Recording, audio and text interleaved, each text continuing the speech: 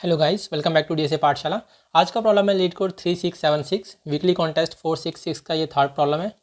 तो पहले प्रॉब्लम समझ लेते हैं। प्रॉब्लम बहुत ही सिंपल है। हमें एक नम सेट गिवन है, ठीक है, और हमें नंबर ऑफ बाउल को रिटर्न करना है। तो बाउल क्या है? बाउल कहने का मतलब ये है, देखिए हमें एक नम सेट गिवन है ना, ये हमें एक नम सेट गिवन है, ठीक है। और हमें कहा है कि हमें बाउल रिटर्न करना है कि नंबर ऑफ बाउल्स कितने हैं। बाउल्स की कंडीशन ये है कि हम कोई सा भी सब एरे ले सकते हैं, कोई भी सब एरे हमारा बाउल हो सकता है, ठीक है। लेकिन जो उसकी साइज़ है वो ग्रेटर देन इक्वल टू 3 होनी चाहिए, ठीक है। मतलब कोई भी सब एरे हमारा बाउल हो सकता है और उसकी जो साइज़ है वो ग्रेटर देन और इक्वल टू 3 होनी चाहिए। और दूसरी कंडीशन क्या है? ये तो हमारी पहली कंडीशन थी। जो हमारी दूसरी कंडीशन है वो ये कहती है कि जो हमने सब एरे लिया है ना, उसके जो लेफ़्ट पे जो उसका लेफ़्ट मोस्ट है, जो उसका राइट मोस्ट है, मतलब कि लेफ़्ट और राइट, ठीक है। लेफ़्ट और राइट का जो मिनिमम है, मिनिमम ऑफ लेफ़्ट और राइट, वो ग्रेटर देन होना चाहिए मैक्सिमम ऑफ जो हमारे एलिमेंट्स हैं इनके बीच में, ठीक है। तो बीच वाले एलिमेंट्स कहाँ से कहाँ तक होंगे? लेफ़्ट प्लस 1 से राइट, ये एल है ये आर है, तो राइट माइनस 1 तक। मतलब कि ये हमारा सब एरे है। हमने कोई एक सब एरे लिया, ठीक है, सब एरे ले लिया हमने, ये कोई हमने सब एरे ले लिया इसमें से, इस एरे में, इस नम्स एरे में से हमने कोई सा भी एक सब एरे ले लिया। उसका लेफ़्ट यहाँ पे है, राइट यहाँ पे है।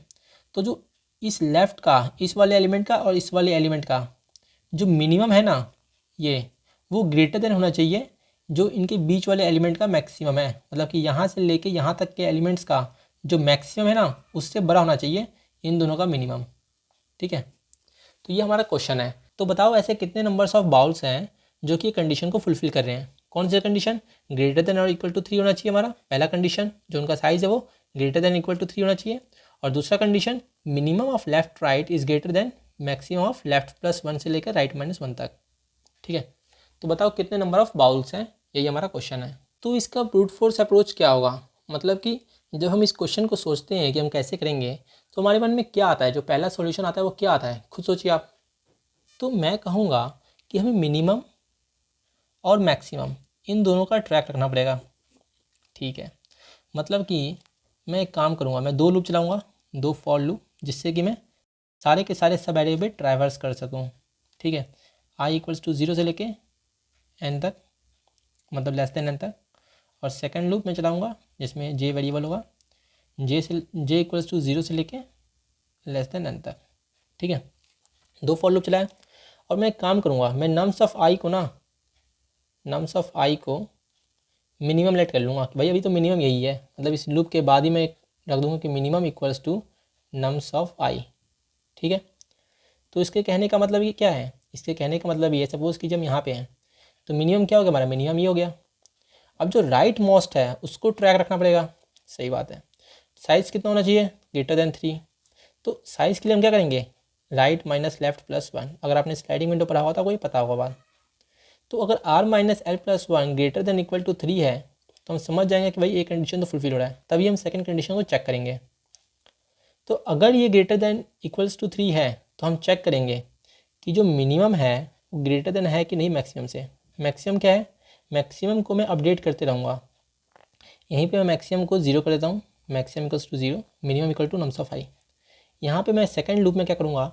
मैक्सिमम को अपडेट कर दूँगा। क्या लिखूँगा? मैथ डॉट मैक्स ऑफ, किसमें किसमें? मैक्सिमम, और सेकंड कंपेयर में किससे करूँगा? नम्स ऑफ जे माइनस 1 में, नम्स ऑफ जे माइनस 1। क्यों जे माइनस 1? क्यों? अरे भाई देखो, यहाँ से यहाँ तक मैक्सिमम लेना है ना, तो एक कम में लूँगा ना, यहीं तक कंपेयर करूँगा जे माइनस 1 तक। अगर मैंने ये सब एरे लिया सपोज कीजिए, तो मिनिमम किस में लेना है मेरे को? मिनिमम इसमें देखना है, लेफ्ट मोस्ट में और राइट मोस्ट में। और जो मैक्सिमम है वो कहाँ से कहाँ तक देखना है? मेरे को मैक्सिमम यहाँ से लेके यहाँ तक देखना है, समझे? तो इसलिए मैं maximum equals to max comma nums of j minus 1। और जो लूप है ना जे, वो भी मेरा आई प्लस 1 से स्टार्ट होगा। सॉरी, यहाँ पे जो मेरा जे लूप है वो आई प्लस 1 से स्टार्ट होगा। क्यों? क्योंकि आई तो ये रहा, वो किसके लिए चल रहा है? वो लेफ्ट के लिए चल रहा है।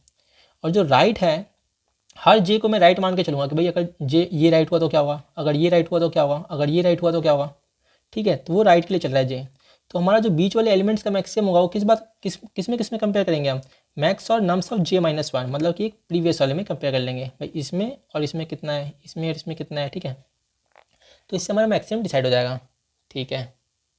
और मिनिमम के लिए क्या लिखेंगे हम, मिनिमम के लिए लिखेंगे कि minimum equals to math dot min of nums of I, ठीक है, और नम्स ऑफ जे।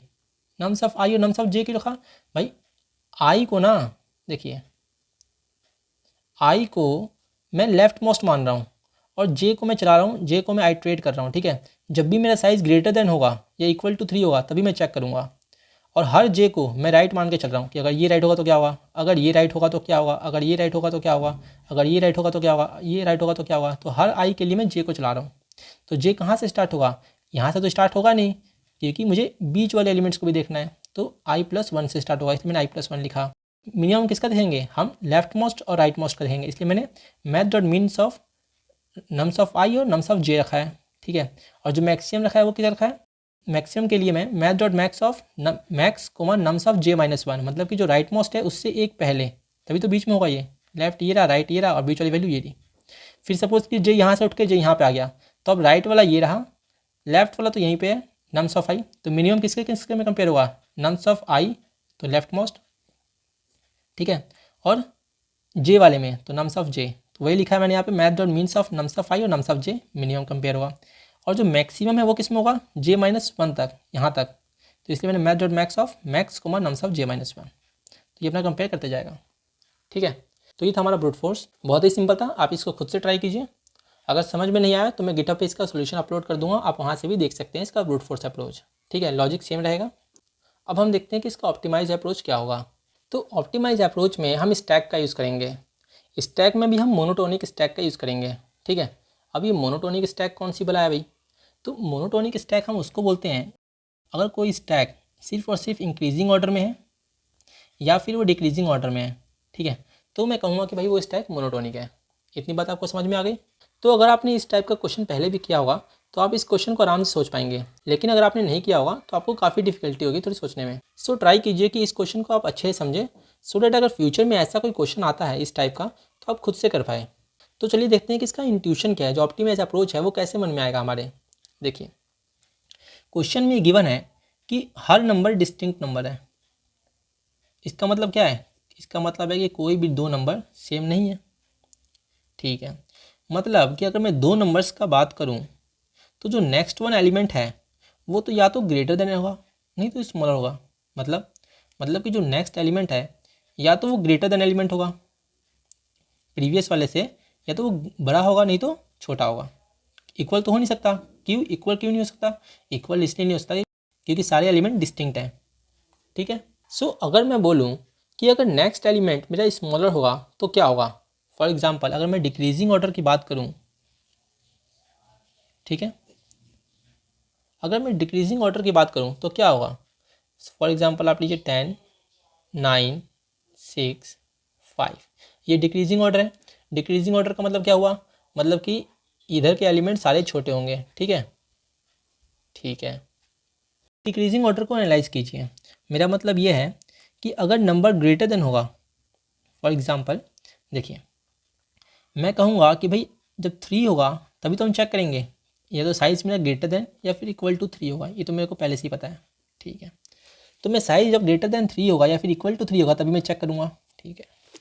तो अगर ये इस एलिमेंट की बात करूँ मैं कि भाई इस एलिमेंट में क्या बाउल पॉसिबल है, तो आप खुद सोचिए भाई लेफ़्ट और राइट में से मुझे क्या लेना है, मुझे मिनिमम लेना है, ठीक है।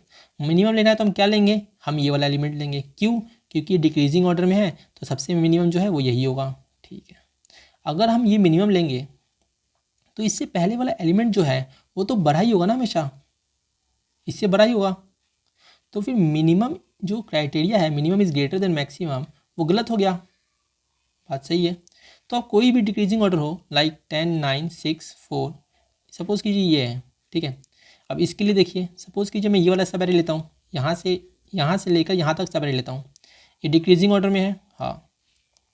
तो अगर मैं इसको देखूँ तो इसमें जो मिनिमम होगा वो क्या होगा, लेफ़्ट और राइट में से कौन सा मिनिमम होगा, यही वाला मिनिमम होगा, क्यों, क्योंकि डिक्रीजिंग ऑर्डर में है, डिक्रीजिंग ऑर्डर में है तो ये मिनिमम होगा, बात सही है। जब ये मिनिमम होगा मिनिमम इक्वल टू 4। तो इससे जो पहले वाले एलिमेंट्स हैं ये सब बड़े ही होंगे, बात सही है। तो लेफ्ट और राइट में से क्या लेना है, मिनिमम वाला। मिनिमम क्या हो गया 4, इससे पहले वाले सारे एलिमेंट्स बड़े होंगे, मतलब कि इनमें से जो भी मैक्सिमम आएगा, मुझे नहीं पता क्या आएगा, लेकिन जो भी आएगा वो इस 4 से तो बड़ा ही होगा। तो अगेन जो मैक्सिमम है वो ग्रेटर देन मिनिमम हो गया।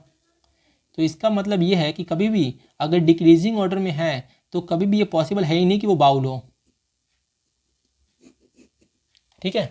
तो मैंने कहा था कि दो ही केस पॉसिबल है, या तो नेक्स्ट एलिमेंट जो है मेरा वो प्रीवियस से ग्रेटर देन हो या फिर लेसर हो, ठीक है, मतलब कि स्मॉलर हो, ठीक है। या तो जो नेक्स्ट एलिमेंट है वो प्रीवियस से बड़ा होगा, नहीं तो छोटा होगा। छोटे वाले के लिए तो हमने देख लिया कि अगर नेक्स्ट एलिमेंट मेरा छोटा हुआ तो अगर नेक्स्ट एलिमेंट मेरा बड़ा मिल जाए तब सोचिए एक बार। देखिए 10 है, 8 है, 6 है, 5 है, ठीक है। अब सपोज़ कीजिए इससे कोई बड़ा एलिमेंट आ गया, ठीक है, मैंने लेट किया कि 7 आ गया, तो 7 आ गया। तो अब ध्यान से खुद सोचिए एक बार, ये नेक्स्ट वाला जो एलिमेंट है वो बड़ा हो गया, इससे जो इस वाले एलिमेंट से नेक्स्ट वाला एलिमेंट बड़ा हो गया। यहाँ तक मैंने माना है कि डिक्रीजिंग ऑर्डर है, ठीक है, यहाँ से यहाँ तक डिक्रीजिंग ऑर्डर है, ये मैंने माना है डिक्रीजिंग ऑर्डर, ठीक है। अब मैंने कहा कि भाई डिक्रीजिंग ऑर्डर चल रहा था, लेकिन एकदम से ना बड़ा एलिमेंट आ गया नेक्स्ट वाला, तो 7 क्या है, 5 से बड़ा है, ठीक है। मतलब मेरे कहने का ये मतलब है कि भाई इसके राइट वाला तो इससे बड़ा आ गया, ठीक है। जो इससे लेफ्ट वाला है वो भी तो बड़ा ही होगा, क्यों, क्योंकि यहाँ से यहाँ तक डिक्रीजिंग ऑर्डर है, डिक्रीजिंग ऑर्डर है तो मतलब बड़े से छोटा होगा, मतलब कि इसके पहले वाला एलिमेंट बड़ा होगा, ठीक है। मतलब कि ये वाला एलिमेंट जो इससे पहले वाला एलिमेंट है वो बड़ा है, इसके जो नेक्स्ट वाला एलिमेंट है वो बड़ा है, तो बीच वाला एलिमेंट क्या हुआ, इन दोनों से छोटा हुआ। मतलब कि बीच वाला एलिमेंट का अगर मैं मैक्सिमम ले भी लूँ तो वो इन साइड वालों से तो छोटा ही आएगा, खुद सोचिए, बात सही है। तो मैं कहूँगा भाई यहाँ पे ये कंडीशन ट्रू हो गई कि जो इन दोनों का मैक्सिमम है ना वो बड़ा हो गया है बीच वाले मैक्सिमम से। हाँ बात सही है, ठीक है, मैं कहूँगा चलो ठीक है। तो मैं इसको क्या करूँगा, पॉप करूँगा, 5 को पॉप करूँ, मैं क्या करूँगा, पॉप करना छोड़िए, पहले इसको हटाइए, स्टैक का हटाइए। तो मैं कहूँगा 1 मिल गया, ठीक है। अब 6 के लिए चेक कीजिए एक बार, ठीक है। तो मैं क्या करूँगा, इसको एक स्टैक में डाल लीजिए, पहले एक बार काम कीजिए, स्टैक को लाते हैं कहानी में। पहले मैंने 10 था, मैंने 10 को पुश किया यहाँ पे, तो हर एक एलिमेंट को पुश किया आप, 10, 8, 6, 5, ठीक है। एकदम से मेरे को क्या मिला, 7 मिला। मैंने चेक किया कि जो प्रीवियस एलिमेंट है, मतलब कि जो 5 है, क्या उससे बड़ा है, हाँ बड़ा है। अगर उससे बड़ा है तो क्या हो गया, मैं कहूँगा काउंट बढ़ा दो। क्यों काउंट क्यों बढ़ा दो, क्योंकि इससे जो पहले वाले एलिमेंट्स है वो तो बड़े होंगे ही, क्यों होंगे, क्योंकि डिक्रीजिंग ऑर्डर में है, ठीक है। तो मैंने काउंट बढ़ा दिया और इसको पॉप कर दिया, ठीक है। मैंने दोबारा कंपेयर किया, क्यों दोबारा कंपेयर क्यों किया, मैंने दोबारा कंपेयर इसलिए किया क्योंकि जो केस वहाँ पे पॉसिबल था वो केस इसके साथ भी तो पॉसिबल हो सकता है, हाँ बिल्कुल हो सकता है। तो मैंने दोबारा कंपेयर किया कि जो स्टैक के पीक पे एलिमेंट है ना वो क्या इससे छोटा है, मतलब कि ये वाला एलिमेंट बड़ा है। 10, 8, 10, 8, 6, 5, 7 ये था ना हमारा, 5 को हटा दीजिए क्योंकि मैंने 5 को पॉप कर दिया, ठीक है। जो ये वाला एलिमेंट है इसके जो राइट में एलिमेंट है, मतलब कि ये वाला 7, जो 7 है क्या वो बड़ा है, हाँ बड़ा है। अगर 7 बड़ा है तो इससे पहले तो सारे बड़े एलिमेंट्स होंगे, क्यों, क्योंकि डिक्रीजिंग ऑर्डर में है, हाँ। तो मतलब कि एक और काउंट बढ़ाना पड़ेगा। एक और केस मेरे को ऐसा मिल गया जिसमें हमारा जो बीच वाला एलिमेंट है उसका minimum is greater then maximum होगा, बात सही है। तो फिर मैं दोबारा पॉप करूँगा और दोबारा काउंट को 1 बढ़ा दूंगा, तो काउंट 2 हो गया, ठीक है। तो मेरे कहने का मतलब ये है कि मैं एक वाइल लूप चला दूंगा, हाँ भाई एक वाइल लूप चलाऊंगा और चेक करूंगा हर बार। क्या चेक करूंगा, जब मेरा बड़ा एलिमेंट मिल जाएगा ना, जैसे ही मेरा बड़ा एलिमेंट मिलेगा मैं करंट पॉइंटर चलाऊंगा जो कि एलिमेंट पे ट्रैवर्स करने के लिए काम आएगा, ठीक है। अगर मेरा करंट एलिमेंट ग्रेटर देन हो गया किससे, स्टैक है हमारा S1 के पीक से, ठीक है। अगर मेरा करंट एलिमेंट S1 के पीक से बड़ा हो गया तो मैं क्या कहूँगा, मैं कहूँगा कि चेक करो पहले कौन सा कंडीशन, पहले हम चेक करेंगे ग्रेटर देन इक्वल टू 3 है कि नहीं है, ठीक है। तो मैं चेक करने के लिए क्या करूँगा, यहाँ पे इंडिसेस भी स्टोर करवा दूंगा, 0, 1, 2, 3, 0, 1, 2, 3। एक्चुअल में हम इंडिसेस स्टोर करवाएंगे, ये मैंने आपको समझाने के लिए वैल्यूज को रखा है यहाँ पे, ठीक है। तो मैं चेक करूँगा कि j-i+1 is greater than equal to 3 है, हाँ है। तो चेक करो, ये चेक करो फिर कि जो मेरा करंट एलिमेंट है क्या उससे बड़ा है S1 डॉट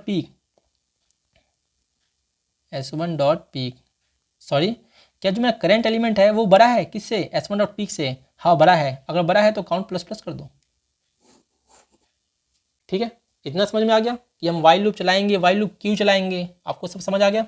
तो मैं कहूँगा, लेकिन क्या ऐसा कोई सा भी केस पॉसिबल नहीं है कि जब मेरा नंबर ग्रेटर देन हो और तब भी पॉसिबल हो बाउल? तो मैं कहूँगा अभी देख लेते हैं। तो देखिए, अगर डिक्रीजिंग ऑर्डर चल रहा है तब तो ऐसा पॉसिबल नहीं है। ठीक है, डिक्रीजिंग ऑर्डर चल रहा है मतलब पॉसिबल नहीं है, नहीं पॉसिबल नहीं है। लेकिन अगर बीच वाले एलिमेंट्स गायब हो गए तब तो पॉसिबल है। हाँ पॉसिबल है, कैसे अभी देखते हैं। देखिए एक और एग्जांपल लेते हैं, 5 8 4 3 2 7। ठीक है, ये वाला एग्जांपल लास्ट है, इसके बाद आपको सारे कॉन्सेप्ट अच्छे से क्लियर हो जाएंगे। ठीक है, आइए देखते हैं। मैं आया 5 पे, मैंने ट्रैवर्स किया, जो हमारा करंट एलिमेंट है वो 5 है। यहाँ पे स्टैक बनाया मैंने। ठीक है, इसके स्टैक के अंदर 5 डाला मैंने, 0 1 2 3 4 5। अगेन बोल रहा हूँ, मैं यहाँ पे वैल्यू आपको समझाने के लिए डाल रहा हूँ, लेकिन हम एक्चुअल में यहाँ पे इंडेक्सेस डालेंगे। ठीक है, जिससे कि हम साइज़ निकाल सकें। ठीक है, अब देखिए मैंने यहाँ पे 5 डाला, नेक्स्ट वाले को चेक किया, क्या वो नेक्स्ट वाला एलिमेंट ग्रेटर देन है? मैं कहूँगा हाँ ग्रेटर देन है। ठीक है, ग्रेटर देन है तो इसको पॉप करो, लेकिन साइज़ भी तो चेक करो कि ग्रेटर देन इक्वल टू 3 है कि नहीं है। भाई ग्रेटर देन इक्वल टू 3 तो नहीं है, नहीं है तो ठीक है, हम जो हमारा काउंट है उसको हम नहीं बढ़ाएंगे, काउंट जो प्लस प्लस किया है उसको हम नहीं करेंगे अभी। ठीक है, ठीक है, इसको हम पॉप कर चुके हैं। नेक्स्ट वाले एलिमेंट को डाला हमने, इसको पॉप क्यों किया, नेक्स्ट वाले एलिमेंट को क्यों डाला? हम पहले पॉप करेंगे और फिर चेक करेंगे कि हमारा साइज़ जो है वो ग्रेटर देन है कि नहीं है।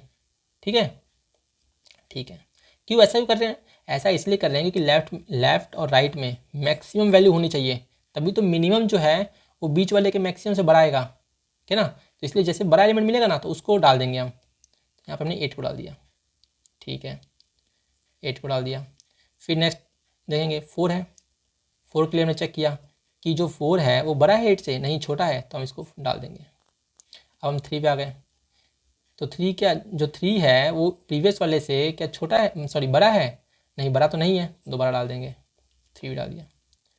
हमने 2 के लिए देखा, क्या जो 2 है वो मेरे प्रीवियस वाले से बड़ा है? नहीं बड़ा नहीं है, दोबारा डाल दिया।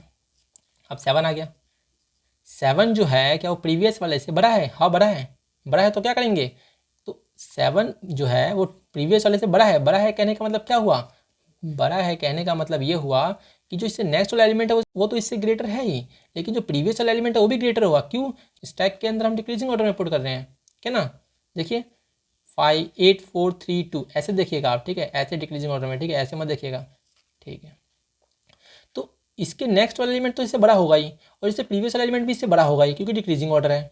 हाँ, तो एक केस तो पॉसिबल है, तो हम काउंट को प्लस प्लस कर देंगे। ठीक है, फिर इसको पॉप किया और काउंट को प्लस प्लस किया। फिर इसके लिए चेक किया, इसके लिए भी सेम कंडीशन, जो इसके नेक्स्ट वाला है वो तो इससे बड़ा है ही, लेकिन जो इसके प्रीवियस वाला है वो भी बड़ा है, तो इसको ही पॉप करेंगे और काउंट को दोबारा इंक्रीज करेंगे। ठीक, काउंट 2 हो गया। फिर इसके लिए चेक किया, इससे जो नेक्स्ट वाला है वो तो बड़ा है ही, और जो इससे प्रीवियस वाला है वो तो बड़ा होगा ही, क्योंकि डिक्रीजिंग ऑर्डर है, तो दोबारा काउंट को इंक्रीज किया। तो हम तब तक चेक करते रहेंगे, मतलब वाइल लूप तो लगाएंगे ही। ठीक है, फिर दोबारा चेक किया कि जो नेक्स्ट वाला एलिमेंट है क्या वो बड़ा है? नहीं भाई, नेक्स्ट वाला एलिमेंट तो बड़ा नहीं है, 7 जो है वो बड़ा नहीं है, बड़ा नहीं है, नहीं बड़ा नहीं है। देखिए जो 7 एलिमेंट, जो 7 है वो 8 से बड़ा नहीं है, बड़ा नहीं है।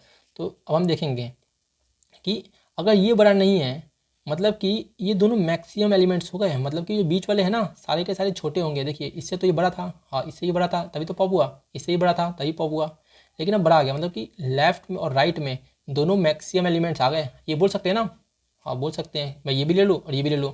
बीच वाले सारे एलिमेंट छोटे हैं तो इनका कितना भी मैक्सिमम लो, बीच वालों का कितना ही मैक्सिमम लो, वो इनके मिनिमम से तो छोटा ही आएगा। हाँ, तो एक केस ये भी पॉसिबल है। तो हम क्या करेंगे, हर बार चेक कर लेंगे। ठीक है, वाइल लूप लगाने के बाद, मतलब कि सारे छोटे एलिमेंट्स निकल जाने के बाद हम एक इफ़ कंडीशन लगा देंगे कि अगर मेरा जो साइज़ है वो ग्रेटर देन इक्वल टू 3 है, ठीक है, और जो करंट एलिमेंट है, करंट एलिमेंट उससे बड़ा है, कौन, S1 के जो पीक पे एलिमेंट है, S1 dot peek is greater then, किससे ग्रेटर देन है वो, ये करंट एलिमेंट से, करंट एलिमेंट। ठीक है, अगर वो बड़ा है और साइज जो है वो ग्रेटर देन इक्वल टू 3 है तो हम काउंट को 1 बढ़ा देंगे। ठीक है, ये कंडीशन हम कब लगाएंगे, वाइल लूप खत्म होने के बाद। क्यों? क्योंकि वाइल लूप खत्म होने के बाद सारे छोटे एलिमेंट्स निकल चुके होंगे। ठीक है, आपको इतनी बात समझ में आ गई? आ गई। अब देखते हैं इसका कोड। जो मैंने यहाँ पे लॉजिक बताया है वही मैं कोड में करवाऊंगा, कोड और भी ज़्यादा सिंपल लगेगा आपको। तो ये रहा हमारा कोड, बहुत ही सिंपल है। जो मैंने लॉजिक बताया उसी को मैंने यहाँ पे इम्प्लीमेंट किया है, ठीक है। तो आइए देखते हैं। सबसे पहले मैंने काउंट वेरिएबल बनाया जिसका टाइप मैंने लॉन्ग रखा। लॉन्ग क्यों रखा भैया? लॉन्ग मैंने इसलिए रखा ताकि एरर ना आए, हमें लॉन्ग रिटर्न करना है तो हम सब कुछ लॉन्ग में लेकर ही चलेंगे, ठीक है। Long count equals to 0। मैंने एक स्टैक को डिक्लेयर कर लिया जिसका नाम क्या है, S1, ठीक है। मैंने कहा था ना हम राइट चलाएंगे, ठीक है। तो राइट चला रहे ना उसको मैं, मतलब कि ये एरे है, मैं क्या करता, करेंट एलिमेंट चला रहा था, राइट चलिए, बात एक ही बार लेफ्ट और राइट लेना है तो राइट लिखा मैंने यहाँ पे। तो इसलिए int r equals to 0, r stands for right. r को हम चलाएंगे कहाँ से, 0 से लेकर नम्स डॉट लेंथ तक, ठीक है। r equals to 0, r is less than nums dot length r plus plus, ठीक है। अब मैंने क्या कहा था, जब तक मेरा स्टैक एम्प्टी ना हो जाए, ठीक है, और तो वही लिखेंगे while s1 dot is empty, note का साइन लगाए, मतलब कि जब तक मेरा S1 एम्प्टी नहीं है तभी तक चेक करेंगे। अगर S1 एम्प्टी हो गया तो हम चेक किस में करेंगे, S1 डॉट पीक हमारा एरर देगा, क्यों, क्योंकि S1 तो खाली है, इसलिए पहले यही कंडीशन चेक करेंगे कि भाई मेरा S1 ना एम्प्टी नहीं होना चाहिए, ठीक है। और दूसरी कंडीशन क्या है कि हम जिस एलिमेंट पे है ना, करेंट एलिमेंट पे नम्स ऑफ राइट, जिस जिस एलिमेंट पे हैं हम नम्स ऑफ राइट, वो क्या होना चाहिए, वो बड़ा होना चाहिए। किससे बड़ा होना चाहिए, वो भाई बड़ा होना चाहिए स्टैक के जो पीक पे एलिमेंट है, ठीक है। तो वही मैंने लिखा है nums of S1 dot peek is less than equal to nums of r, मतलब कि नम्स ऑफ राइट, जो राइट वाला एलिमेंट है जो स्टैक के बाहर है अभी, वो बड़ा है किससे, जो स्टैक के टॉप पे एलिमेंट है, ठीक है। भाई नम्स के अंदर क्यों रखा है फिर, अरे इसके अंदर हम इंडिसेस स्टोर करवा रहे हैं, 0 1 2 3 जो भी है इंडिसेस। अब इंडिसेस स्टोर करवा रहे हैं तो उस वैल्यू को एक्सेस करने के लिए मैं कहाँ पे जाऊँगा, नम्स में जाऊँगा ना। तो ये S1 डॉट पीक मेरा इंडेक्स है, तो उस इंडेक्स को मैंने नम्स के अंदर डाल दिया तो मेरी वैल्यू आ जाएगी, जिससे मैं कंपेयर कर सकता हूँ कि वो छोटा है कि बड़ा है। अगर वो छोटा हुआ तभी मैं इस लूप को चलाऊँगा, मतलब कि जो हमारा करंट एलिमेंट है राइट वाला वो बड़ा होगा, ठीक है, ठीक है। अब देखिए मैंने उसको निकाल लिया, int left equals to S1 dot pop, मैंने जो लेफ्ट वाला एलिमेंट है इसको हम लेफ्ट मान रहे हैं, int left equals to S1 dot pop मैंने निकाल लिया। और मैं चेक करूँगा कि r minus l plus 1 is greater than equal to 3 है। अगर साइज मेरा ग्रेटर देन इक्वल टू 3 है तो काउंट प्लस प्लस कर दो। क्यों कर दो प्लस प्लस, अरे भाई जो ये वाला एलिमेंट है जो नम्स पे है वो तो बड़ा है ही, ठीक है, और जो इससे पहले वाले एलिमेंट होंगे वो तो बड़े होंगे ही क्योंकि डिक्रीजिंग ऑर्डर है। अगर ऐसा होगा और साइज भी ग्रेटर देन 3 होगा या फिर इक्वल टू 3 होगा तो हम काउंट तो प्लस प्लस करेंगे ही ना, ठीक है। अब मैंने कहा था कि लूप खत्म होने के बाद जब सारे एलिमेंट्स निकल जाए तो मुझे क्या चेक करना है कि भाई S1 एम्प्टी नहीं, ये तो हर बार चेक करेंगे, क्यों, क्योंकि अगर ये एम्प्टी हो गया तो हम पीक वाला जब चेक करेंगे तो एरर दे देगा। इसलिए मैंने पहले चेक कर लिया कि S1 डॉट इज एम्प्टी, क्या वो एम्प्टी नहीं है, नॉट का साइन भी लगाया। तो हम क्या चेक करेंगे, r minus S1 dot peek plus 1 is greater than equal to 3।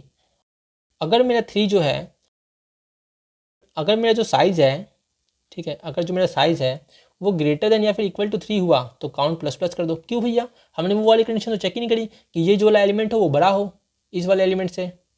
अरे भाई इसलिए चेक नहीं किया क्योंकि ये एलिमेंट अगर छोटा होता तो वो निकल नहीं चुका होता लूप खत्म होने, लूप में ही एलिमेंट बड़ा है तभी तो लूप ब्रेक हुआ है ना। जब लूप ब्रेक हो गया तभी तुम यहाँ पे आए, ठीक है, मतलब ये वाला एलिमेंट जो है वो बड़ा ही होगा, तो कोई कंडीशन चेक करने की जरूरत नहीं है, हम सिर्फ साइज चेक कर लेंगे। तो r minus S1 dot peek plus 1 is greater than equal to 3, अगर है तो काउंट प्लस प्लस कर दो, ठीक है। ये क्या किया हमने, r minus S1 dot P, ये क्या समझ नहीं आया। अरे भाई स्टैक में हम इंडेक्स स्टोर करवा रहे हैं, ठीक है, इंडेक्स स्टोर करवा रहे हैं। तो मैंने आपको कहा था j माइनस आई प्लस 1, ये किस लिए यूज़ होता है, ये हमारा साइज़ चेक करता है। कैसे भाई, ये देखिए आप 3 4 1 2, ठीक है, एक इंडेक्स यहाँ रखिए, एक इंडेक्स यहाँ रखिए, ठीक है, ये इंडेक्स 0 1 2 3। j माइनस आई क्या हुआ, j minus i 2 minus 0 equals to 2 आया, ठीक है। लेकिन एलिमेंट्स कितने हैं, यहाँ से यहाँ तक एलिमेंट्स कितने हैं, 3 एलिमेंट्स हैं, लेकिन j माइनस आई करने पे क्या आया, 2 आया। क्यों आया भाई, 2 इसलिए आया क्योंकि हम जीरो इंडेक्सिंग कर रहे हैं तो ये कम ही आता है, तो हम प्लस 1 कर देंगे तो 3 आ गया। तो साइज़ कितना है, एलिमेंट्स कितने हैं, 1 2 3, टोटल 3 एलिमेंट्स हैं, साइज़ भी मेरा 3 आया, तो मैं j माइनस आई प्लस 1 करता हूँ, ठीक है। यही बताई दी आपको, अगर पता नहीं होगा तो आपको पता चल गया होगा, ठीक है। तो यहाँ पे हमने काउंट प्लस प्लस कर दिया लूप खत्म होने के बाद, ठीक है, और हर एलिमेंट को हम पुश कर देंगे S1 डॉट पुश r, और लास्ट में हम क्या करेंगे, लास्ट में हम रिटर्न कर देंगे काउंट। तो ये था हमारा कोड, बहुत ही सिंपल था। अगर आपको वीडियो हेल्पफुल लगी हो तो आप वीडियो को लाइक कीजिए और चैनल को सब्सक्राइब कीजिए। और अपना फीडबैक जरूर दीजिएगा, जिससे मुझे पता चले कि मुझे क्या इंप्रूवमेंट करना है कि आपको और अच्छे से समझ में आए। ठीक है, मिलते हैं नेक्स्ट वीडियो में।